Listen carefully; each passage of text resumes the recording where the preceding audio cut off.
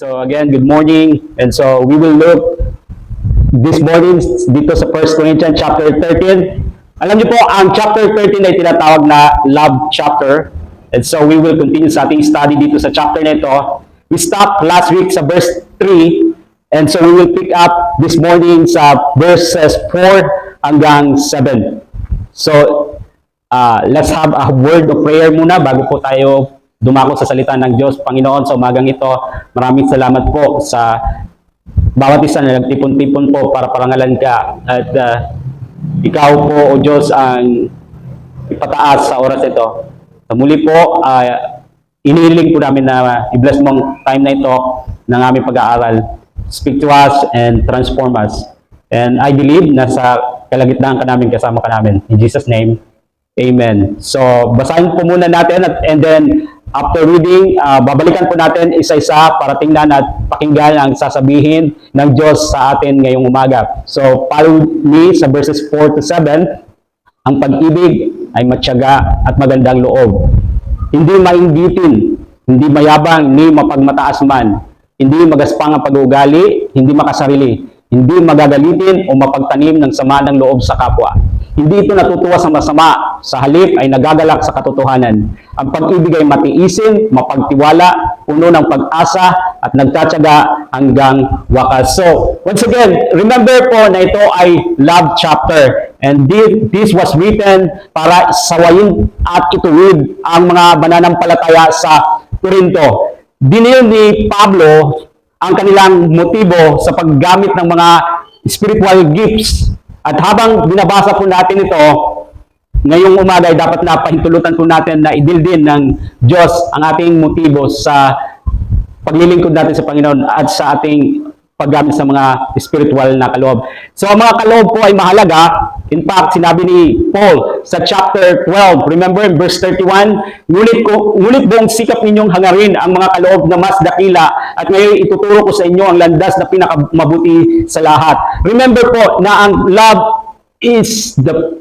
primary fruit ng Holy Spirit. And ito po ang katibayan ng Espiritu sa ating mga ginagawa.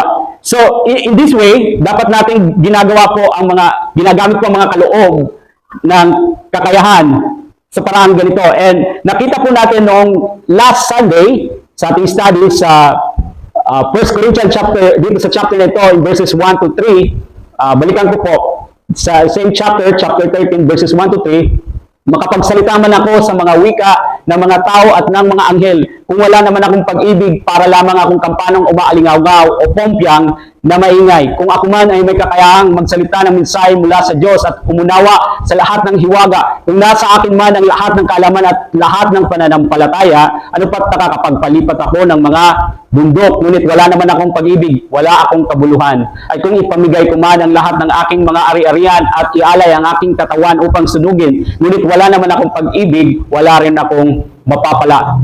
Kung ginagamit natin ang pagkaloob, sabi ni Paul, ng walang pag-ibig, sabi niya, tayo ay maingay lamang at walang kabuluhan at walang mapapala. So, Paul showed us na ang pag-ibig ay mas mabuting paraan and the right motive sa lahat ng ating mga ginagawa dito sa simbahan. Now, look at what Paul said kung ano ang biblical na mga katangian ng pag-ibig. Una, positibong inilarawan ng pag-ibig kung ano ang pag-ibig. So Paul defines what is love. Look with me sa verse 4 po, sabi ni Paul na ang pag-ibig ay matyaga at magandang loob. If we will go back po sa konteksto, sabi ni Paul na kahit nakapagsalita ka pa sa mga wika ng mga tao at ng mga anghel, at kahit pa meron kang pinaka-kahangahangang spiritual na mga kaloob or kakayahan, kahit na gawin mo pang pinakamalaking sakripisyo, ngunit kung wala ka namang pasensya, pagtitiis o pagtsatsaga at magandang loob sa iba, then ito ay walang saysay pa rin at walang kabuluhan. So, sabi ni Paul, ang pag-ibig ay matyaga. Diba sinabi po? Interesting na ang pinakaunang salitang pinili ni Paul to describe the character of love ay pagtsatsaga. Ang salitang ito ay nangangahulugang pagtitiis. Kahit pa sa mga pagkakamali at pagkakasala ng ibang tao na maging mapagpahiluhod or long-suffering.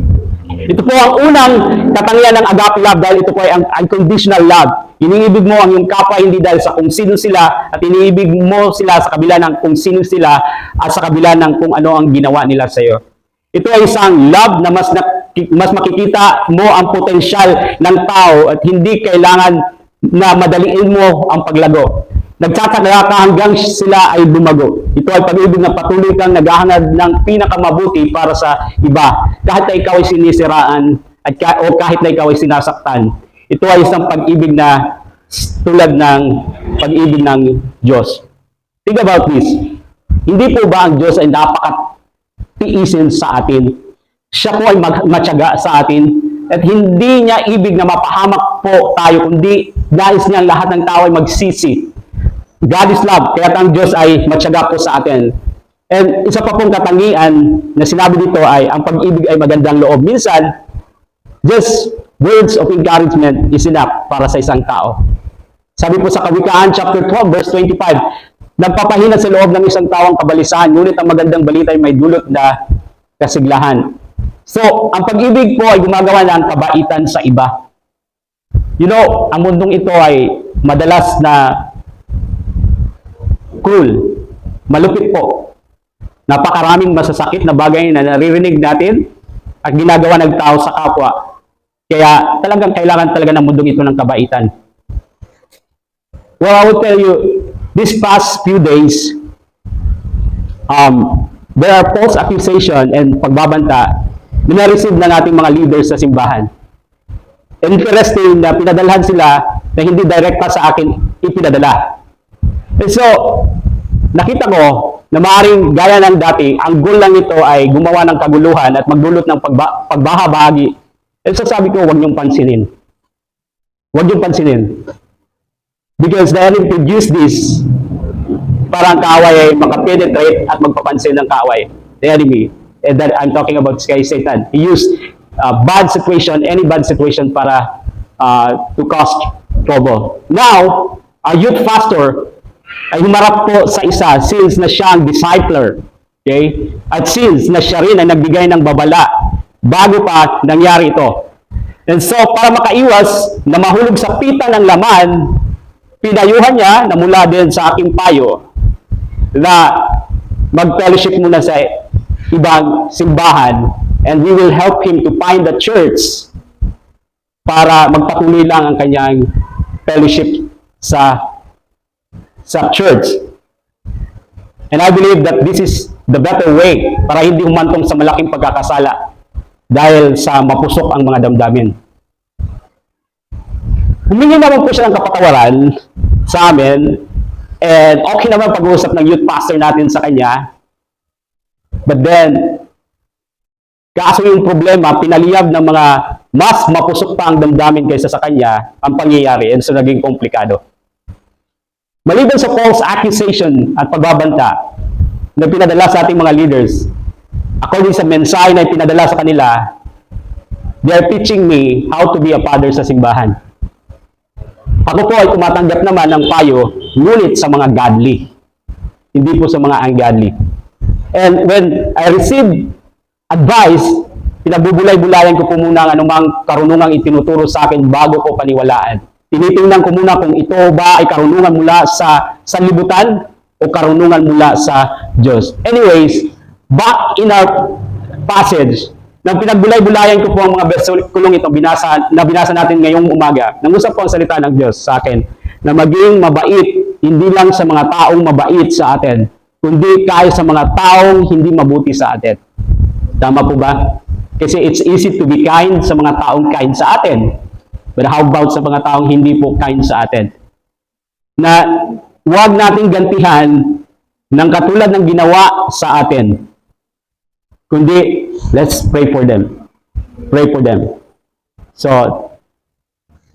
ang pag-ibig ay matyaga at magandang loob o mabait. So, i-describe ang Diyos bilang parehong matyaga at mabait.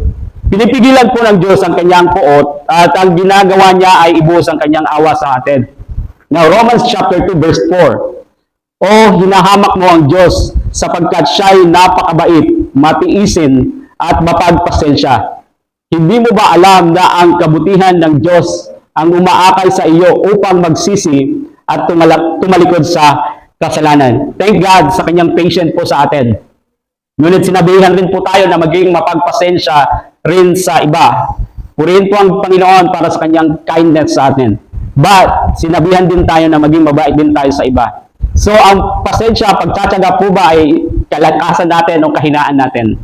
How about po ang kabaitan? Ito po ba ay strength mo or your weakness? Now, second thing na pag-describe about love, ang pag-ibig ay inilarawan ng negatibo. Kung ano ang hindi pag-ibig. So, Paul showed us about the two positive character ng pag-ibig. Ang sumunod na section ay mahaba. Gumamit si Paul dito ng dalawang pandiwa upang i-describe ang pag-ibig ng negatibo kung ano ang hindi ginagawa ng pag-ibig. So, look at this, verses 4b to 5, hindi mainggitin, hindi mayabang, hindi mapagmataas man. Hindi magaspang ang pag-uugali, hindi makasarili, hindi magagalitin, o mapagtanim ng sama ng loob sa kapwa. So, sabi dito, ang pag-ibig ay hindi mainggitin, hindi mayabang, hindi mapagmataas man. So, una, ang pag-ibig ay hindi mainggitin. And this word is literal na it means na on fire, nang may kasigasigan po. Ngunit, kapag sa negatibo, it means na to boil sa inggit. Kumukulo pa sa inggit. And we can be jealous po sa maraming bagay. Maring, or we can be envy sa lahat ng bagay. Maring sa posisyon ng tao, sa buhay, maring sa kanilang mga ari-arian, o maring sa kanilang itsura. And maaari pa nga po tayong mainggit sa kakayahan ng ating kapatid, sa kanyang spiritual na kaloob at sa paglilingkod niya sa ibang tao para sa Diyos. Now, ang love po ay hindi po mainggitin dahil ang pag-ibig po ay natutuwa kung ano ang meron ang ibang tao. Walang tunggalian o competition sa pag-ibig.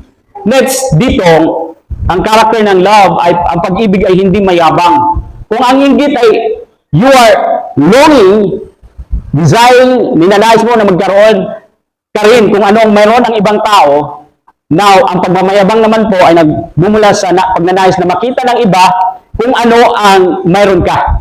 Minsan, ang isang tao ay nagmamalaki po, which is totoo naman po, pero madalas, mayroong pag-unat, sobrado ang katotohanan. Sa Greek, ang maaaring kahulugan po nito ay sobrado, pagpapakita tungkol sa iyong sarili upang ipagmalaki ang iyong sarili. It means na you act and speak sa paraan na kukuha mo ang pansin ng tao para mapansin ang iyong sarili. Nararamdaman ng ilang tao na kailangan ikaw ang center of the stage. Gusto nilang mapansin sila ng tao at hangaan sila. Hinahanap nila kung anong maaaring nilang makuha mula sa iba kaysa sa kung anong maaaring nilang ibigay sa iba. So, hindi ka maaaring magyabang at magmahal ng sabay. Dahil ang pagmamayabang ay tungkol sa iyo. Habang ang pag-ibig ay tungkol sa iba. Magkaugnay po ang pagmamayabang at pagmamataas. Nung sabi dito na ang pag-ibig ay hindi mapagmataas. Once again, sa Greek, ito ay isang pandiwa sa halip na isang pang-uri. Ang pagmamalaki o pagmamataas ay hindi tungkol sa ibang tao. Ang pagmamataas ay tungkol sa iyong sarili. Ang pagmamalaki po sa iyong sarili ay feeling mo, napakataas mo kaysa sa iba na hindi mo sila maaaring mahalin. And this kind of pag-ugali, pagmamataas ay nagbubunga ng isang critical at mapanghusgang espiritu na walang pagtsatsaga, walang pagnanais na gumawa ng kabaitan. Ang pag-ibig ay hindi po mainggitin, ang pag-ibig ay hindi mayabang, ang pag-ibig ay hindi mapagmataas. So, isa pang katangian ng pag-ibig, ang pag-ibig ay hindi magaspang ang pag-uugali, hindi makasarili. Hindi po magaspang ang pag-uugali. Puro po rudeness ang ginagawa ng mga tao sa loob ng simbahan sa Corinto. Remember, people are distracted sa mga ginagawa nila dahil gusto nilang magpakita ng kanilang galing upang mapansin sa pamagitan ng mga kaloob ng Espiritu Santo. Ang love ay hindi magaspang pag-uugali o makasarili. Ang next na salita na hindi makasarili ay it speaks about na interest mo lang ang iniisip mo. Ang sarili mo lang iniisip mo at hindi ang iba. Sabi ni Paul sa Philippians chapter 2, verses 3 to 4, huwag kayong gumawa ng anuman dahil sa pansariling layunin o pagyayabang. Sa halip bilang tanda ng pagpapakumbaba, ituring ninyong higit ang iba kaysa ang inyong mga sarili. pagmalasakitan ninyo ang kapakanan ng iba at hindi lamang ang sa inyong sarili. Notice with me dito po na sinabi hindi lamang ang inyong sarili. Napansin niyo po, hindi lamang ang inyong sarili. So, tama naman po na hindi dapat na baliwalain natin ang ating sarili. But, hindi rin dapat po na puro sarili lang ang iniisip natin. Kailangan natin na magkaroon ng gaya ng heart na mayroon si Jesus na kung saan, sabi po sa Marcos 10:45, na parito siya sa mundo hindi upang paglingkuran, kundi upang maglingkod at upang mag-alay ng kanyang buhay para sa ikatutubos ng marami. So, ang love ay hindi magaspang ang pag-ugali o makasarili. Ang pag-ibig, verse 6, ay hindi magagalitin o mapagtanim ng sama ng loob sa kapwa. Now, we've come sa part na ito na meron pong partner, pares na salita. Ang pag-ibig ay hindi madaling magagalitin, hindi mapagtanim ng sama ng loob sa kapwa. So, hindi madaling magalit. It refers po sa madaliang panahon. Kaya, madali kang magalit. Biglaan po ba? Napakabilis na panahon. Or, napakabilis na time. Tapos, ang mapagtanim ng sama ng loob sa kapwa ay matagalan po na long term ito. Na kung saan nagtatanim ka ng sama ng loob sa iyong kapwa at hindi nawawala kagad. Okay? Napansin niyo po yung magkapares?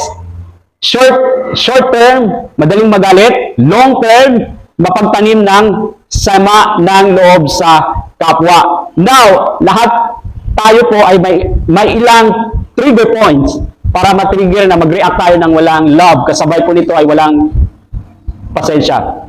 Kawikaan 19 verse 11, ang kahinahunan ay nagpapakilala ng katalinuhan, ang pagpapatawad sa masamang ginawa sa kanya ay kanyang karangalan. So, madaling magalit ay nagpapakita ng di mapagmahal na espiritu. So, dapat nating tiisin ang isa't isa for the sake of love. There are times po na kailangan natin na palampansin na lang ang pagkakasala ng iba. Kasi ang madaling magalit po ay madaling reaction na kung saan bigla kang sasabog kapag may pinindot na trigger points sa iyong galit. Sa iba naman ay mas nahihirapan po sa punto na sa bagay na ito na sinabi dito na matagal long terms, nahihirapan sa long term na nagtatanim ng sama ng loob. Ang pag-ibig ay hindi naglilista. Sabi po sa English, love keeps no record of wrong. Sa Tagalog, ang pag-ibig ay hindi naglilista ng mga kamalian, hindi nagtatanim ng sama ng loob. Ang madaling magalit ay mabilis na reaksyon na nagre-resulta ng mga masasakit na salita at nakakapinsalang aksyon. Now, love keeps no record of wrong, hindi ka naglilista ng mga kamalian o hindi ka nagtatanim ng sama ng loob, ay long-term ito na desisyon na kung saan ayaw mong pakawalan ang hinanakit at pinili mong huwag magpatawad. So ito ang pagkakaiba sa pagitan po ng mabilis na pagliyab ng apoy at mabagal na pagtupok ng apoy. Naiintindihan niyo po? Ang salitang ginamit dito ni Paul ay literal na nangangahulugan, bilangin ang kasamaan at sisihin ang taong ito. Talagang may ilang taon na may record talaga ng pagkakasala ng mga taong nagkasala sa kanila. So, ikaw blacklist ka na sa akin. Blacklist ka na sa puso ko. May ugali ka bang ungkatin ang nakaraang pagkakamali o pagkakasala? Kawa na hinumdumpak sa imong gibuhat sa akon. So, meron pa rin siyang sama ng loob, pagtatanim ng sama ng loob. And hindi po naisa sa pamuhay ang pag-ibig. Ang pag-ibig po ay hindi nag-iipon ng sama ng loob. Ang pag-ibig po ay nagpapatawad sa lahat ng mga pagkakasala at hindi nagsusulat ng mga talaan ng mga pagkakasala o nagtatanim ng galit. Alam niyo po, ganito ang paraan ng pagmamahal sa atin ng Diyos nang pinatawad tayo sa ating mga kasalanan. Now let's go sa verse 6. Ang pag-ibig ay inilarawan po na may magkasalungat na pahayag. So, dinescribe ni Paul sa positive term ang pag-ibig. Kung ano ang pag-ibig, and then sa negative term, kung ano ang hindi pag-ibig. Now, dinescribe niya ang pag-ibig sa isang magkasalungat in contrast na pahayag dito sa verse 6. Sabi po dito, ang pag-ibig ay hindi natutuwa sa masama. So, ang kasalungat sa halip ay nagagalak sa katotohanan. So, ang pag-ibig ay hindi natutuwa sa masama. Now, when Paul said na ang pag-ibig ay hindi nalulugod sa kasamaan, ang ibig sabihin ay ang love ay hindi nalulugod sa kalikuan, sa kawalang katarungan, o sa anumang kasamaan. Ang love ay hindi kailanman nagagalak kapag ang tao ay inaapi, kapag ang kasamaan ay nananaig, kapag ang Diyos ay hindi napaparangalan, o kapag ang kautusan ng Diyos ay sinuway. Ang love po ay hindi rin natutuwa kapag may hindi magandang nangyari sa isang tao. Pamilyar kayo sa na sininga pinulungan, mauna, yukat sa imo. So, ang pag-ibig ay hindi kailanman natutuwa sa kasawian ng isang tao. Ang pag-ibig ay hindi nalulugod sa kasamaan, ngunit nagagalak sa katotohanan.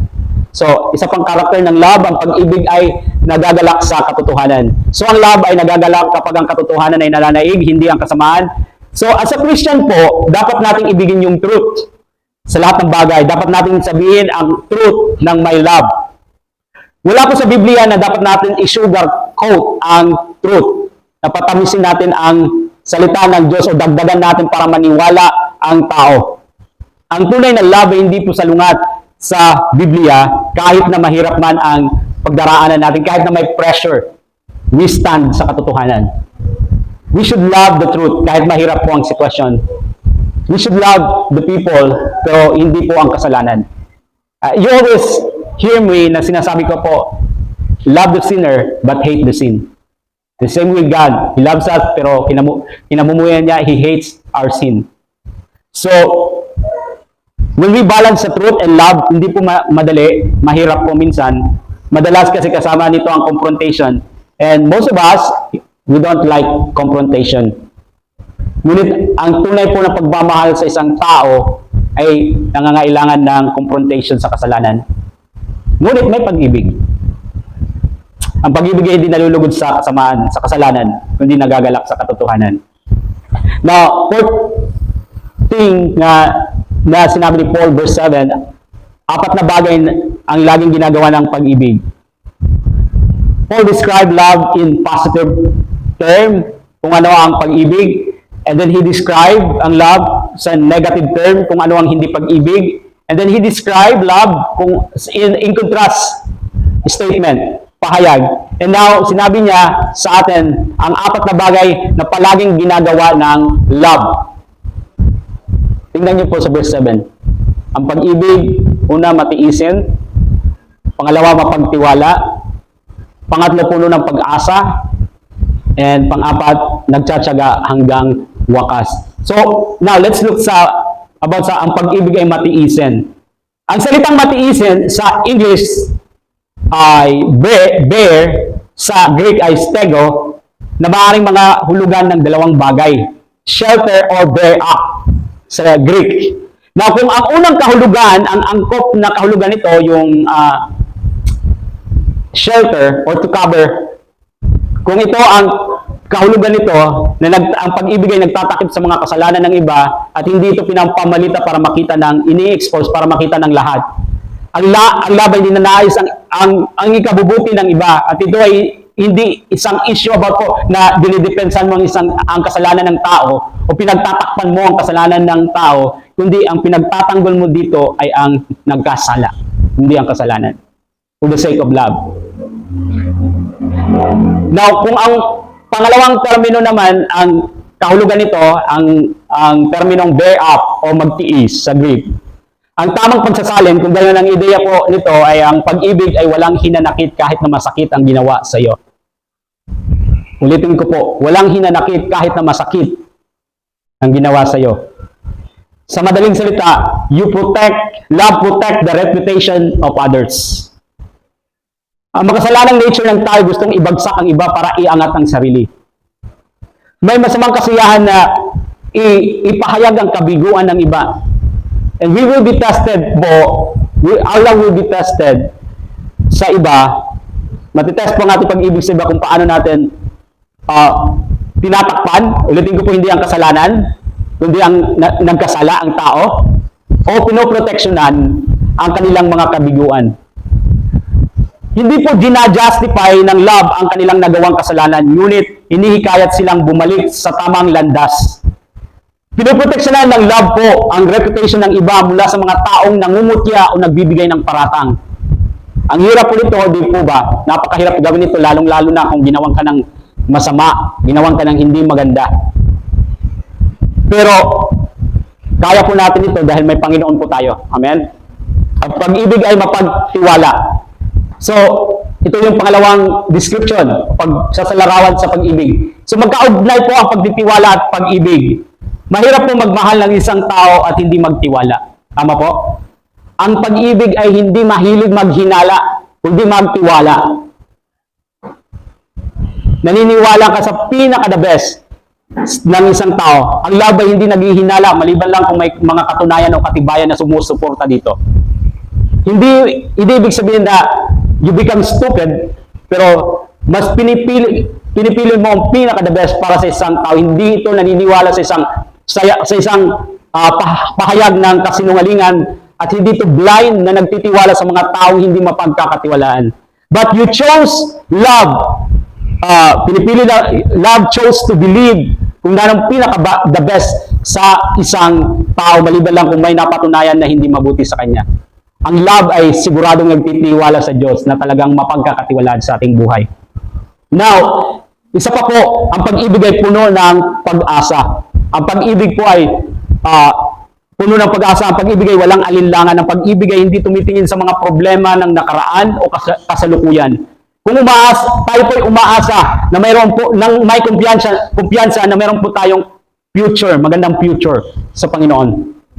Ang ideya po sa Grego, ng pag-asa ay pagtitiwala tungkol sa hinaharap. Hindi po ito na yung naririnig natin, I wish na sagutin ng Panginoon ito. I wish na sana umulan ngayon o sana umaraw ngayon, sana magkatotoo.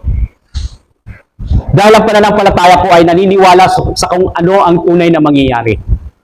Inaasahan natin ang katotohanan ng mga pangako ng Diyos at hindi sa mga panandali ang mga bagay. Kung mayroong pinaka-positibo sa mundong ito, that should be you. That should be us, ng mga Kristiyano, ng mga anak ng Diyos. And most of the time, nakikita natin sa media na may mga report na nakakatakot. Ngunit sa mga nakakakilala sa Panginoong Hesukristo, ay hindi dapat na malungkot ang ating pananaw. Dahil ang Christianity po ay nagdadala ng hope. Meron tayong hope sa hinaharap. So ang love ay positibo sa future and nagtitiwala sa Diyos. We hope sa grace ng Diyos na siyang mananaig sa sitwasyon natin. Kaya may hope ito kahit na sa harap ng problema, kahit sa harap ng kahirapan. Ang failure ay hindi kailanman ang pinali ng ating buhay. Dahil mayroong magandang future tayo sa Panginoon. Don't believe the lie of the enemy na wala ka ng pag-asa. It doesn't focus sa failure. Love doesn't focus sa kabiguan mo. At hindi iniisip na ito na ang katapusan mo. Ito na ang wakas mo dahil na-fail ka. So, for parents, we continue to hope for our children na sila po ay lalakad ng ayon sa kalooban ng Diyos. Hindi sumusuko na manalangin at hikayatin na sila ay magbalik loob sa Panginoon. Hindi tumitigil sa pagpipray sa mga taong hindi pa saved. Hindi tumitigil sa mga tao na naligaw ng landas. Hindi po ibig sabihin nito na tatanggap ka ng hindi makatwirang positibong paniniwala na hindi mo isa sa alang-alang katotohanan. Salit ito ay pag-reject na tanggapin ang failure na siyang pinali. Ang nakikita mo ay ang sukdulang tagumpay ng biyaya ng Diyos sa harap ng kahirapan at hindi po ang kahirapan. Ang pag-ibig, so sa pagtatapos, sabi ni Paul, ang pag-ibig ay nagtatyaga hanggang wakas. Laging nagtatyaga. Ang persevere, nagtatyaga, it is a military term na nangangahulugan na nandoon ka sa posisyon sa gitna ng labanan, na hindi ka magre-retreat, hindi ka magsusurrender. Ito yung ability na magpatuloy despite of pressure, despite of circumstances, despite of attack ng enemy. Ang love ay hindi tumitigil sa pagmamahal. It continues despite sa pagbaliwala at pagsalungat ng tao sa atin. Nagtatsaga ka kahit may insulto at kahit sinugatan ang puso mo. Ang pag-ibig ay nagtitiwala, laging umaasa, laging nagtatsaga. And sinabi ni Paul na kung wala kang ganitong uri ng pag-ibig, ay tayo ay walang kabuluhan. Walang saysay kung walang pag-ibig. Itong mga katangian na sinalarawan po ni Paul ay talagang bunga ng Espiritu Santo sa iyong buhay. Kapag sinuko mo ang iyong buhay sa Diyos, and you ask sa Kanya na baguhin ka, then the Holy Spirit will transform you into a loving person. Si Jesus lamang po, si Jesus lamang po ang nakatupad o tumupad ng lahat ng binanggit dito na magagandang katangian ng pag-ibig. Siya ang perfectong halimbawa ng pag-ibig. So, let me encourage you, church, despite sa halip na ma-destroy ka, dahil sa pagkakamali, sa failure, surrender yourself kay Kristo na mayroong perfectong pag-ibig. Think about these things na mga katangian na binanggit dito and let God na kumilos sa iyong buhay to change you sa pamagitan po ng kapangyarihan ng Banal na Espiritu. Yan po ang sekreto ng paglago sa pag-ibig. Tulutan mong maghari ang Diyos sa iyong buhay. And He will transform you into a loving person.